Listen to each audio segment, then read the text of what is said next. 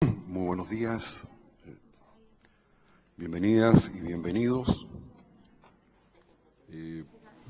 Ciertamente comienzo dando las gracias a todos quienes asisten a esta reunión regional y quiero destacar el apoyo que hemos recibido de CEPAL, de la Comisión Económica para América Latina, quien nos ha facilitado el salón Raúl Prebisch, que estamos ocupando el día de hoy, que ocuparemos el día de mañana. Un saludo muy especial a todos los investigadores invitados que provienen de países fuera de Chile. Es el caso de México, Colombia, Venezuela, Uruguay, El Salvador, Paraguay, El Salvador y Brasil. Ciertamente agradecemos también la presencia de los representantes tanto de la OIT, la Organización Internacional del Trabajo, como de la Organización Panamericana de la Salud, y obviamente el apoyo de la Rockefeller Foundation. Sin ese apoyo esto no habría sido posible. Ahora, esta actividad se desarrolla en el marco del proyecto que se titula Desigualdades en Salud, Trabajo y Acceso a Seguridad Social de Trabajadores Informales en América Latina. Como ustedes saben, este proyecto tiene por objetivo identificar y describir las desigualdades en las condiciones de empleo y trabajo de las y los trabajadores informales de América Latina y el Caribe. También es un objetivo asociado al anterior, el identificar las barreras que obstaculizan el acceso de estos trabajadores y trabajadoras a la seguridad social y a los sistemas de salud. Y, en tercer lugar, el propósito también de identificar las inequidades en salud que afectan a este universo de trabajadoras y trabajadores. Ahora, dentro de este marco, Flaxo Chile, durante el periodo 2012-2013, ha impulsado el desarrollo de estudios en 10 países de la región. Son estudios de naturaleza cuantitativa algunos, de naturaleza cualitativa otros, y también se ha utilizado una metodología de estudios de casos en cada uno de los países. Cabe destacar los estudios cualitativos desarrollados en Chile y Colombia, el desarrollo de una encuesta sobre salud y seguridad social respecto de trabajadores informales en el área urbana de Bogotá, y también un mapeo global de organizaciones e intervenciones sobre esta materia en el conjunto de la región. Bueno, la idea es que esta reunión regional se constituya en un espacio de debate e intercambio, abordando los principales resultados de esta primera etapa del proyecto. Vamos a comenzar, en términos de la estructura, ¿no?, de esta región, de esta reunión regional, vamos a comenzar con una conferencia magistral sobre el análisis multidimensional de la informalidad laboral en América Latina y el Caribe, que la va a dictar el profesor Guillermo Campero, de OIT. Y vamos a continuar luego con 4 mesas de trabajo. Una primera mesa, el debate en torno a las causas del trabajo informal y los desafíos para su medición. Esta mesa la va a presidir la doctora Oriel Solar, de Flaxo Chile. Luego tendremos una segunda mesa sobre trabajo informal en América Latina, heterogeneidad de las y los trabajadores informales y los ejes de desigualdad. Y la presidencia de esta segunda mesa va a estar a cargo de la doctora Alejandra Vives, que está adscrita a la Pontificia Universidad Católica de Chile y a Flaxo Chile en términos de este proyecto. Luego tenemos una tercera mesa, políticas sociales y sistemas de salud, salud de las y los trabajadores informales y barreras de acceso, presidida por Clelia Vallebona, del Ministerio de Salud de Chile, y también vinculada a Flaxo Chile en términos de este proyecto. Y finalmente tendremos una cuarta mesa, propuestas y alternativas frente a la desprotección en salud y seguridad social de trabajadores informales en América Latina, presidida por la señora María Esther Férez, del Centro de Relaciones Laborales de la Universidad Central de Chile. La conferencia inaugural, como dije, está a cargo del profesor Guillermo Campero. Guillermo Campero es un distinguido sociólogo chileno, de la comunidad sociológica chilena. En realidad su nacionalidad tengo entendido que es boliviana, ¿no? ¿Ah? Ambas. Bueno, es binacional, habla de tanto chileno como boliviano. Él hizo sus estudios de pregrado en la Pontificia Universidad Católica en Chile y luego sus estudios de posgrado en la École des Hautes en Ciencias Sociales en París. Y tiene una larga trayectoria como consultor de la Oficina Subregional para el Cono Sur de la OIT. Es autor de muy numerosas publicaciones e investigaciones y realmente yo diría que es un lujo tenerlo hoy por la mañana abriendo esta reunión regional en términos de su conferencia inaugural. Bueno, sin más, dejo con ustedes a Guillermo. Guillermo, por favor. Muchas gracias. ¿Se oye o no? Muy buenos días a todos y todas. Muchas gracias, Ángel, Oriel y las demás personas que han hecho posible este evento, al cual realmente agradezco la invitación a participar en esta fase inaugural, porque se trata de un tema sin duda de una importancia estratégica hoy día en la región, así como lo ha sido en otras ocasiones, también hace mucho tiempo, pero después tal vez podré decir algunas cosas porque hoy en particularmente adquiere nuevamente una relevancia que merece un debate como el que se tendrá en estos días en esta sala. No puedo dejar de saludar a mis colegas de la OIT que están aquí. Yo soy solo consultor de la OIT, ellos son de la OIT, los que están acá. Y a mis ex colegas de CEPAL, que tuve el gusto de estar con ellos un par de años trabajando hace muy poco. Y a tantos amigos y amigas, Oriel, Ocha, que están aquí. Y a María Esther Férez, que no la veo, que no ha llegado, con la cual nos unen lazos de vinculación intelectual y personal muy largos. De manera de que hay muchas razones por las cuales para mí esto es un momento grato e importante. Yo preparé un documento, pero no lo voy a desarrollar completo porque es un poco largo, sino que simplemente vamos a presentar un esquema que, según me dicen, aparecería allí si es que yo hago esto, pero no aparece. No, la otra. ¿Cuál? ¿Esta? Sí. La que sigue. Ahí está. Vamos a mostrar solamente 3 láminas, que son los titulares de cada una de las 3 secciones en las cuales he organizado mi presentación o mi introducción a esta reunión. La primera se refiere simplemente, la más breve, a por qué me parecen a mí de tan particular importancia los temas que se están tratando aquí, aun cuando si uno observa la literatura y la historia que ha transcurrido muchas veces en esta misma sala y en otras sobre este tema, se trata de materias que han sido ampliamente trabajadas. Sin embargo, yo creo que la relevancia que adquieren hoy día es que estos mismos temas, tal como se observa en el documento por lo demás extraordinariamente bien presentado del programa, actualizan y ponen en el contexto de lo que está ocurriendo hoy día en el mundo y en la región en particular respecto de estos temas del mundo del trabajo.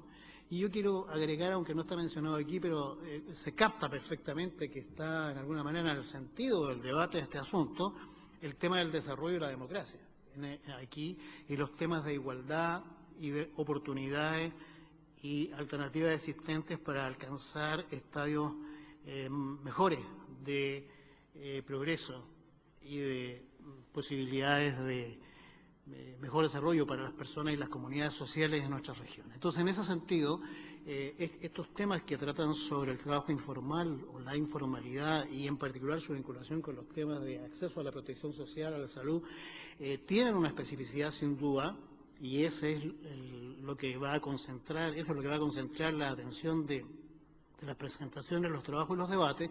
Yo entiendo que ese trasfondo que acabo de señalar, que tiene que ver con desarrollo, democracia, capacidad efectivamente de observar de qué manera temas como estos pueden contribuir a generar estas formas de desarrollo que por lo demás, si ustedes me permiten, creo que están vinculadas de alguna manera no solamente a la manera como hoy día se presentan los temas y a las posibilidades que tienen de ser enfrentados, resueltos o mejorados en sus condiciones, sino que se enfrentan a un contexto particular, o se desarrollan, se debaten en un contexto particular que ya lleva algunos años, por lo menos de la crisis del 2009 hacia adelante, en la cual en esta misma casa y en muchas otras partes de la región y a nivel internacional, se inicia y se desarrolla, ojalá con las mejores probabilidades posibles de avance en este sentido, un debate acerca de lo que ha sido durante 20 o 30 años la lógica, el paradigma de los modelos de desarrollo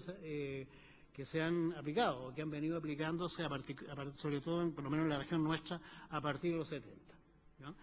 Y eso me parece particularmente importante considerarlo, porque no es lo mismo plantearse esta discusión como, por ejemplo, tan brillantemente la inicia, o por lo menos la formula de una manera sistemática, los trabajos del Programa para América Latina sobre Empleo, el PREAL, que dirigía Víctor Tocman, ¿no? que pone estos temas sobre la mesa en la década de los 70, que hoy día, en el siglo XXI, en el 2013, y posteriormente a un proceso en el cual, como digo, creo yo, por lo menos si uno observa la literatura reciente, hay un debate de contexto que es distinto, ¿no? Y que es este debate sobre si hay o no hay un proceso gradual de apertura hacia nuevos debates o nuevas opciones desde el punto de vista de pensar el desarrollo sustentado de una manera más fundamental en lo que algunos llaman la economía real que en la economía financiera,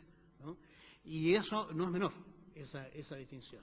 Y tiene que ver con los temas que se están tratando aquí, ¿no? Trabajo informal, acceso a la salud, a la protección social y a otros bienes públicos que existen y que captan la atención de las autoridades públicas, de la acción gubernamental y no quedan, por así decirlo, sometidas de alguna manera prioritaria o en algunos casos casi exclusiva a ciertas selecciones de mercado que pueden resolver estos problemas. Yo creo que eso es lo que está en debate, para ponerlo de una manera un poco extrema, pero es así. Y entonces tanto el tema de democracia y desarrollo como el tema de la relación entre una y otra y la apertura de un proceso de debate que algunos dicen que no va a culminar en nada y otros que sí va a avanzar y estaría ya avanzando en plantear nuevos tipos de preguntas y nuevos tipos de respuestas. Entre ellas menciono solamente una, la importancia de las políticas contracíclicas en las situaciones de crisis, ¿no es cierto?, en vez de las políticas de ajuste como respuesta inmediata. Tienen ya solamente ese tipo de razonamiento un impacto importante sobre el tratamiento de estos temas. Entonces, en ese sentido, cuando aquí se habla del origen y mantención, se va a hablar, mi colega Jürgen Baller, ¿no?, y otros distinguidos colegas que saben muchísimo más que yo de esto, hablarán de estos temas, me parece extremadamente importante rediscutir, revisar el origen y la mantención de este proceso. No solamente describir lo que de alguna manera está en la literatura, ¿no es cierto?, del PREAL, que de otros entiendo, sino que repreguntarse sobre orígenes y procesos que hacen que esto exista hoy día todavía como realidad. Y poner, según vi en los antecedentes que están allí, ¿no?, por lo menos me imagino que en la presentación de Jürgen, este tema que ha desarrollado CEPAL, y principalmente, aunque otras instituciones también, sobre la cuestión de la heterogeneidad estructural, productiva y laboral, que es un tema, me parece, extremadamente central, y me voy a referir a eso en la segunda parte. Preguntarse sobre los temas de medición, extremadamente central también. ¿Cómo se mide hoy día esto? Seguramente no de la misma manera, o por lo menos no exclusivamente de la misma manera como se midió en los 70 y en los trabajos de PREALC, que excelentes por lo demás todos ellos, sino que dado que hay estos procesos de heterogeneidad y procesos de transformación de las situaciones que se viven y del orden social y laboral que puede ir adquiriendo, digamos, calidades y formas nuevas, también el tema de la medición y por otros temas que veremos más adelante adquiere una importancia relevante. El tema de la heterogeneidad ya lo mencioné, en este caso no solamente la heterogeneidad estructural, productiva y laboral, sino que la heterogeneidad del mismo proceso y de la misma situación de esto que se llama el trabajo informal o la informalidad. Así, no es solamente un tema de la heterogeneidad macro, es un tema de la heterogeneidad del objeto de observación en este caso. El tema de las barreras y dificultades para acceder a estos bienes públicos de salud, protección social y otros, también me parece extremadamente importante porque cambian las situaciones.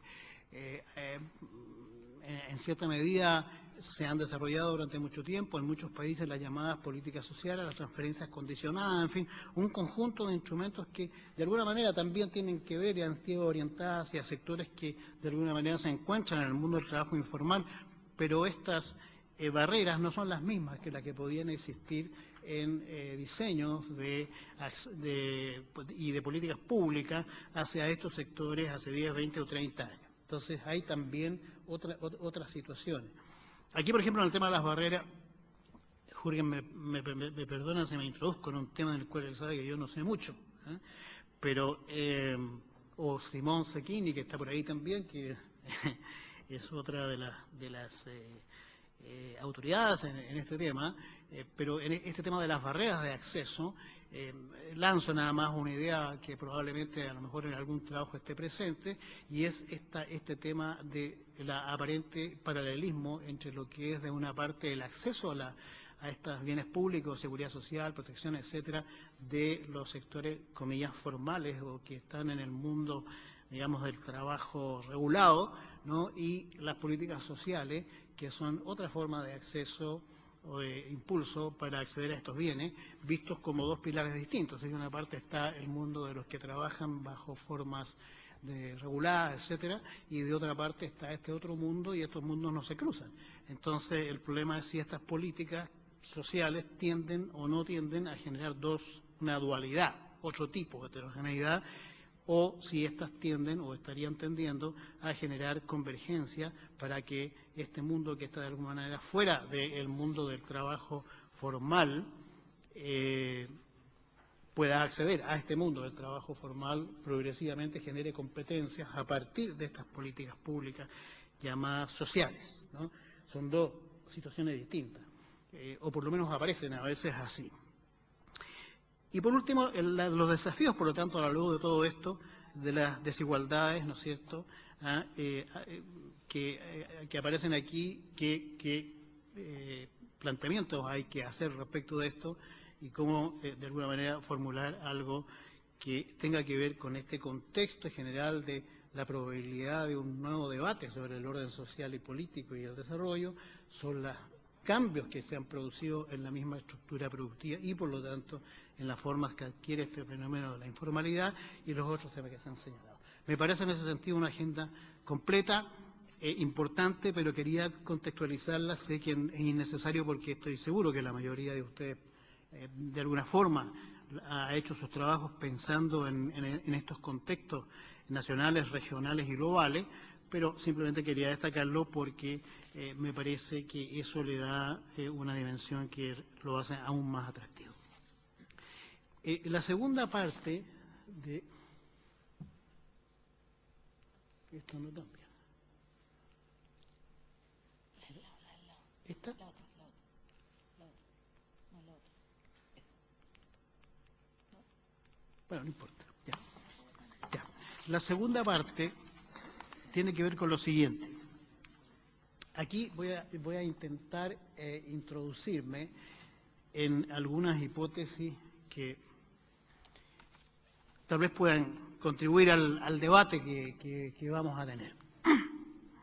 Y es lo que precisamente dio origen al título de esta conferencia, la multidimensionalidad o las diversas dimensiones del proceso de formalidad e informalidad y del orden laboral. Me gusta más esa noción.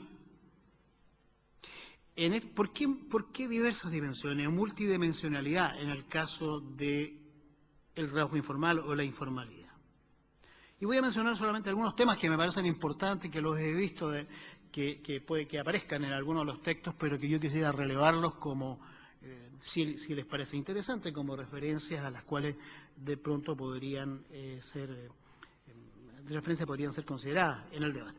El primero es que, a diferencia tal vez de una forma relativamente sencilla, en que el tema se tocaba en los 70 o los 60, o en fin, en esas décadas, ¿no?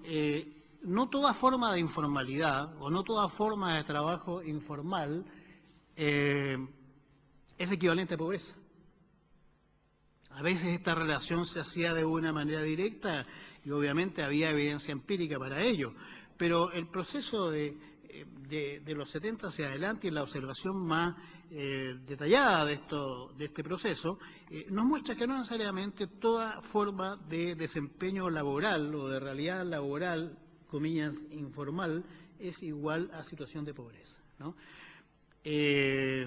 Ahí yo le llamo la informalidad dura y la informalidad blanda. Quisiera sugerirles esta distinción, ¿no? La informalidad dura puede ser que esté más asociada a temas de pobreza, o a temas por lo menos de carencia, ¿no? Pero hay una informalidad blanda, que es una informalidad que adquiere muchas y diversas situaciones, ¿no? Una de ellas, por ejemplo, puede ser aquel tipo de desempeño laboral, llamémosle así, que caería bajo las características de la informalidad por no estar sujetada a determinadas reglas normativas o a determinados tipos de regulaciones que caracterizarían lo que se llamaría el estar dentro de la formalidad y que sin embargo generan ingresos y además son estables desde el punto de vista no solo de la continuidad como actividad laboral, sino que constituyen una forma de vida laboral para personas y familias durante mucho tiempo, incluso para padres, hijos y generaciones, y que les permiten estar involucrados de alguna manera en el mercado de trabajo, de una manera que no es la manera del trabajador dependiente o del trabajador sujeto y con acceso a la seguridad social o a condiciones laborales y otras institucionales que, digamos, reglas del juego que ordenan el mundo del trabajo en lo que se llama el mundo formal. No están necesariamente en ellas o no en todas ellas. Y sin embargo constituyen sectores que tienen acceso a niveles de ingreso que les permiten, digamos, tener una continuidad en el tiempo. Esto no tiene nada que ver, o tiene poco que ver, con lo que en algún momento en el Perú, ¿no es cierto?, nuestro antiguo colega habló de la informalidad como una manera de organización de la vida laboral que parecía una forma de desarrollo, ¿no? El Alzheimer en este momento me hace olvidar Hernando de Soto, exactamente, ¿no? No estoy hablando de eso, ¿no? Estoy hablando de otra cosa, estoy hablando de que hay segmentos que tienen esta característica y que por lo tanto están en esta situación de informalidad desde un punto de vista, digamos, conceptual, ¿ya? Por lo menos en muchos de los aspectos que caracterizan la informalidad, pero que no son iguales a pobreza. Es el primer tema que quiero plantear. Lo segundo es que las fronteras entre lo formal y lo informal, y de esto ya tenemos evidencia en el último tiempo, más o menos importante, se han hecho cada vez más difusas, o tienden a ser difusas por lo menos en varios sectores. Quiero decir, no existe necesariamente hoy día, no digo que no existe en absoluto, pero es más relativa la vinculación entre cuándo se está en lo formal y cuándo se está en lo informal. Hay experiencias y evidencia que muestran que hay aspectos de la vida laboral de ciertas personas, grupos, individuos, agregados sociales, que tienen un pie en la formalidad y un pie en la informalidad. Hay parte de su vida laboral que accede a ciertas regulaciones. Por ejemplo, la gente que cotiza, independientes que cotizan en el sistema de pensiones, de manera independiente, o que tienen ciertas vinculaciones, depende de los países, con instituciones que proveen este tipo de servicios, pero que tienen otra dimensión, subdeclarada a veces, ¿no? Y que a veces es más importante que la otra, y entonces están con los pies en ambos lados. Y esa pregunta hay que hacérsela, ¿no? Porque el riesgo de dicotomizar el mundo del trabajo y el orden social que es el último tema que me parece más interesante contextualizar esto, pero el mundo del trabajo puede ser hoy día riesgoso, aun cuando a lo mejor hace 20 o 30 años me parecía más clara esta distinción entre uno y otro, o por lo menos los instrumentos nos permitían llegar a esta distinción más precisa. Yo creo que esto se ha difuminado o está en proceso de difuminación, lo cual no es un juicio crítico para nada respecto de la noción elaborada en preal hacia adelante, sino que simplemente es la observación en continuidad histórica de cómo estos procesos son situaciones dinámicas y no estáticas. El otro tema que está muy claramente presentado en muchos estudios y lo trata muy bien mis colegas de CEPAL y también los de la OIT, y está en los dos últimos productos del periodo de sesiones de la CEPAL, ¿no? Que trata sobre el tema de la igualdad, que es esta cuestión de que la informalidad se encuentra también al interior del sector formal, incluso en los sectores de más alta productividad, y hay datos empíricos respecto de eso, ¿no? Hay sectores de alta productividad en un mercado de trabajo y productivo heterogéneo, en el cual por el sistema de las contrataciones, subcontrataciones, en Chile es tal vez uno de los ejemplos más extremos, hay dimensiones, formas, características que son particularmente propias de la informalidad total o parcialmente en estas cadenas, ¿no?, que se producen de grupos de trabajadores o distintos tipos de organización para trabajar que se vinculan a sectores de alta productividad, pero que en definitiva terminan siendo partes de este tren, que están en la cola del tren y que tienen características que se asemejan en algunos aspectos, algunos importantes, a una situación de informalidad, particularmente en el subcontrato, en la provisión de trabajo temporario, etcétera. El otro tema es la movilidad entre una y otra situación. Es decir, no estamos en un proceso, así como no es estático que existe un mundo formal y un mundo informal, tampoco es estático el hecho de que no se transite de lo formal a lo informal y de un a otro lado. Y esto no necesariamente por el hecho de que pueda haber una oferta de trabajo formal limitada y que por lo tanto en algún momento determinado se termina y la gente tiene que sobrevivir de alguna manera y después regresa cuando se genera mayor demanda de trabajo, sino porque es una forma de organizar el trabajo y el orden laboral. El hecho de que personas o grupos o tipos de trabajadores prefieren, o eliminando la palabra prefieren para no poner un aspecto tan solamente de percepción o subjetivo, sino que se ordenan en torno a ciertas reglas del juego del mundo del trabajo que hace que se circule en una situación de paso de mayor formalidad a menor formalidad y por lo tanto esté digamos, con fronteras más abiertas, sin necesidad de pasaporte entre un lado y otro.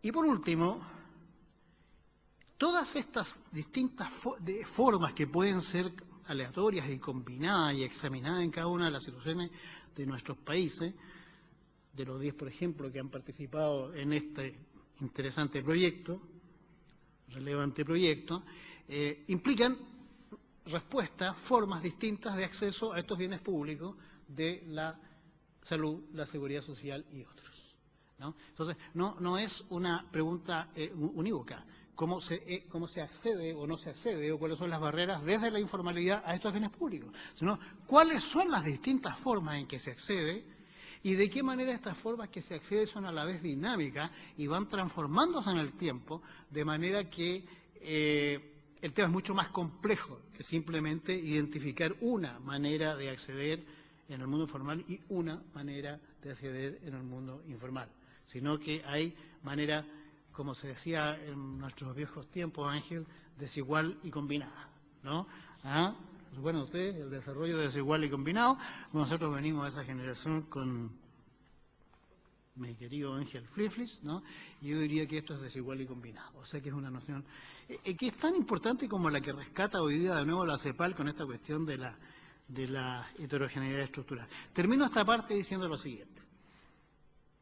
Yo sé que Jürgen va a trabajar mucho mejor este tema, pero lo señalo porque me fascina, me parece tremendamente importante y además porque está un poco en discusión también, ¿no? El tema de la desigualdad hoy día, que está un poco de moda en este país y en otros, tiene un lugar muy central en su origen en el mundo del trabajo, formal o informal, pero en el sentido que he señalado, formal o informal en su multidimensionalidad. No es el único origen de la desigualdad, pero es un origen muy importante. Es desde allí. ¿Por qué? Porque la estructura productiva, como lo ha demostrado los estudios de la CEPAL, es una estructura productiva altamente asimétrica, con sectores altamente productivos, sectores de muy baja productividad. Los primeros concentran poca fuerza de trabajo, los otros más fuerza de trabajo, los salarios son más altos aquí, más bajos allá. En fin, hay cadenas entre unos y otros, pero en definitiva la estructura productiva y esta situación de heterogeneidad de la estructura productiva se reproduce en una forma del mercado de trabajo que lo hace también muy desigual. Y desde ese punto de vista, entonces, cuando uno se plantea estos temas, por ejemplo, el estudio de la formalidad e informalidad, el tema de la igualdad, desigualdad, el tema de cómo se distribuye la riqueza generada, ¿no? Adquiere una dimensión tremendamente importante en cómo esto se explica a través de las formas que cobra cuando se pasa por el tamiz del mundo del trabajo. Y en ese sentido, hace mucha lógica el pensar que hoy día Chile habla de 18, 19 mil dólares per cápita corregidos por poder de compra, ¿no es cierto? Y a mí me parece completamente razonable decir que si tuviéramos 30.000 daría lo mismo, porque la situación de desigualdad es igual, sería igual. No tiene que ver con eso a partir de una cierta frontera hacia arriba. Y paso al último punto porque creo que he ocupado demasiado tiempo. ¿Estoy bien? Ya. Sí, ¿cómo se pasa a esto? Bueno, esta es una cosa que me interesa a mí personalmente y que quiero transmitírsela, ¿no? Que le he llamado la cultura de la informalidad. Y como dice aquí, es una propuesta abierta al debate, abierta. No estoy aquí yo planteando ninguna evidencia completamente sustentada. Estoy planteando una sugerencia de razonamiento y de pensamiento.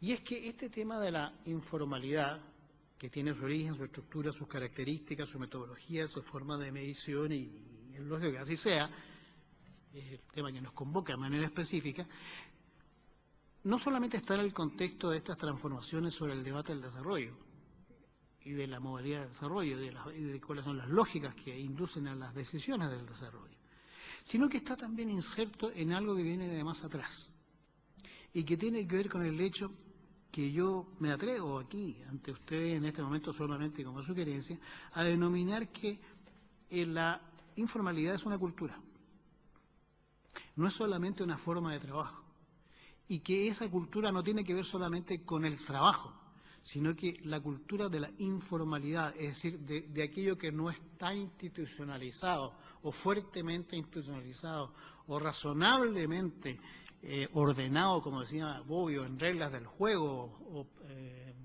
criterios procedimentales, entiendo, decía el maestro Bobbio, ¿no?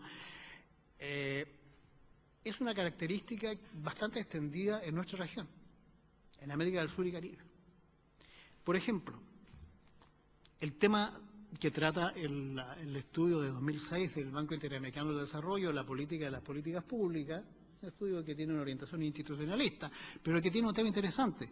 Dice, por ejemplo, que en los casos en los cuales los partidos políticos y el sistema político, pero especialmente los partidos políticos como, digamos, actores centrales del sistema político, son actores lo que ellos denominan programáticos, es decir, que tienen alguna propuesta, alguna idea, alguna organicidad intelectual e institucional para formular un planteo respecto de sus visiones de la sociedad, de la política y el desarrollo, tienen, desde el punto de vista de su acción, un cierto tipo de resultado como contribuyente a la formación de políticas públicas y a lo que ocurre en términos de las políticas de desarrollo que aquellos otros en los cuales predomina lo que ellos llaman los partidos, diríamos, más clientelísticos, ¿ya?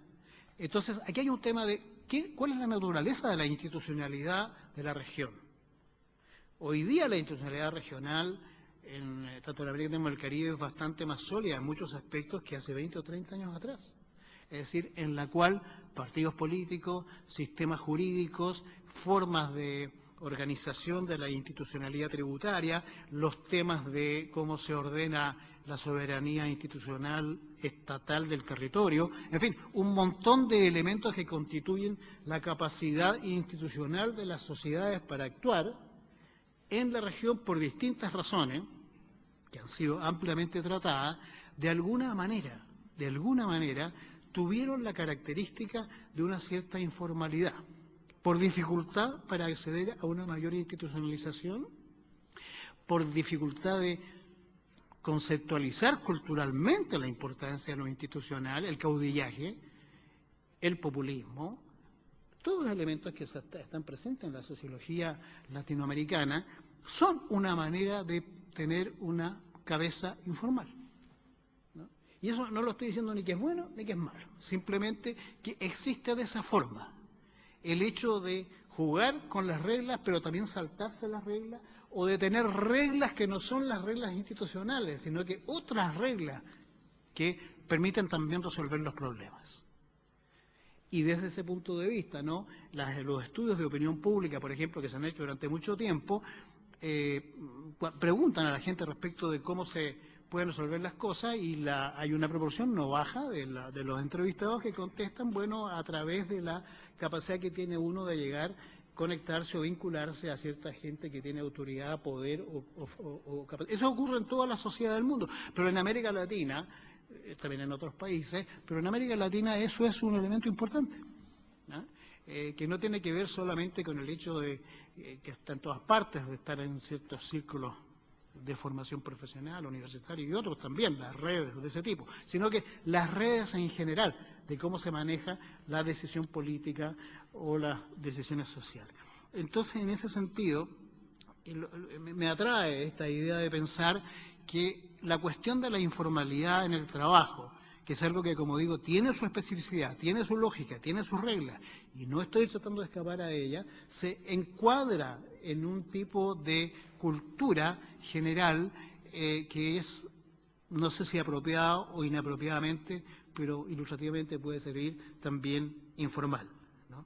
Y en ese sentido, entonces,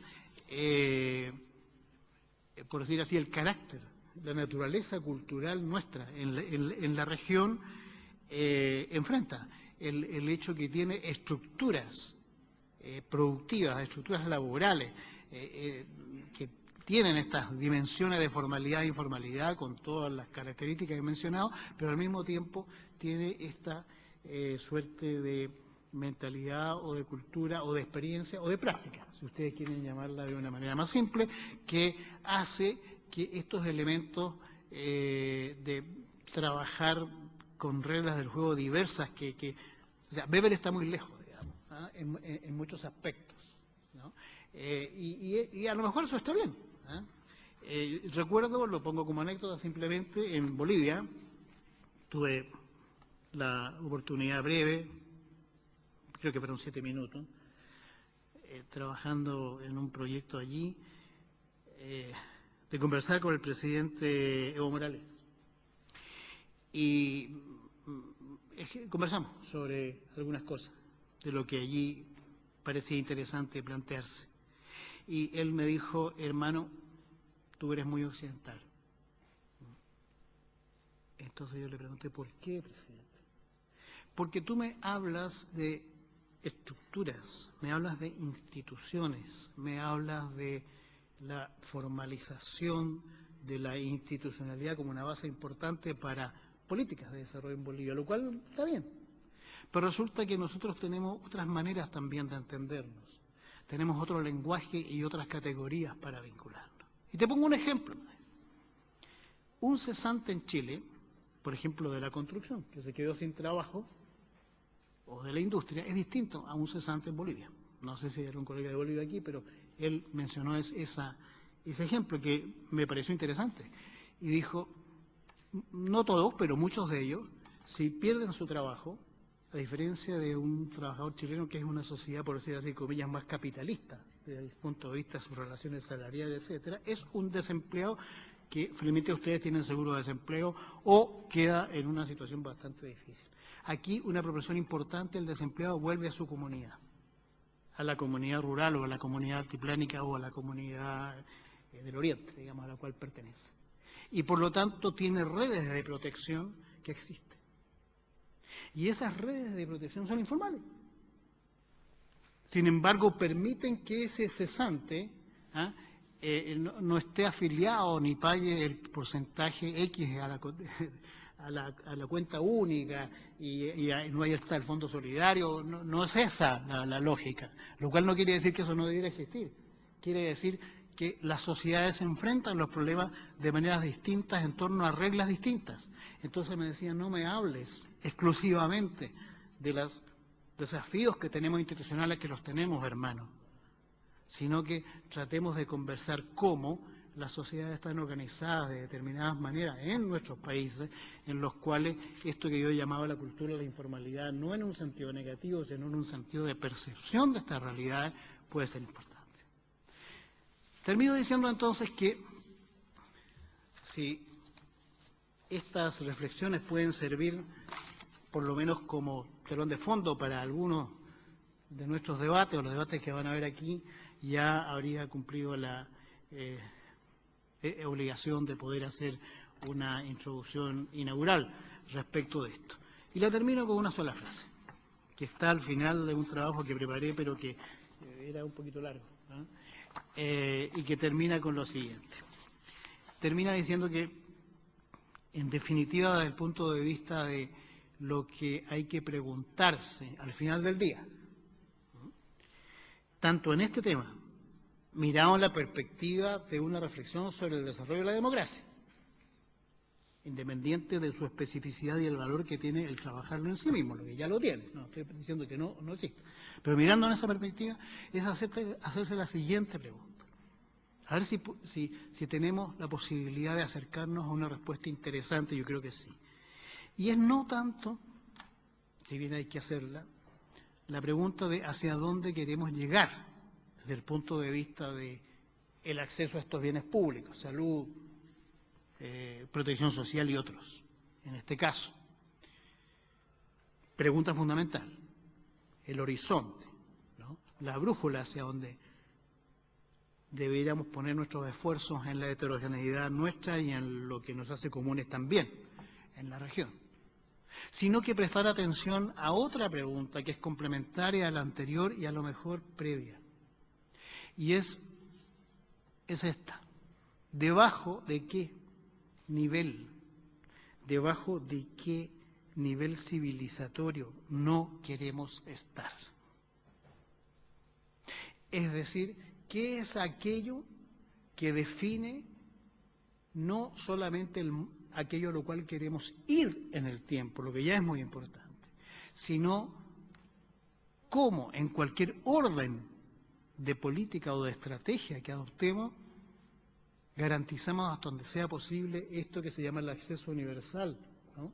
Y que por lo tanto implica que no hayan personas que mueran en la sala de espera en un hospital, que no hayan personas que tengan la imposibilidad de resolver sus situaciones de vejez y tercera edad.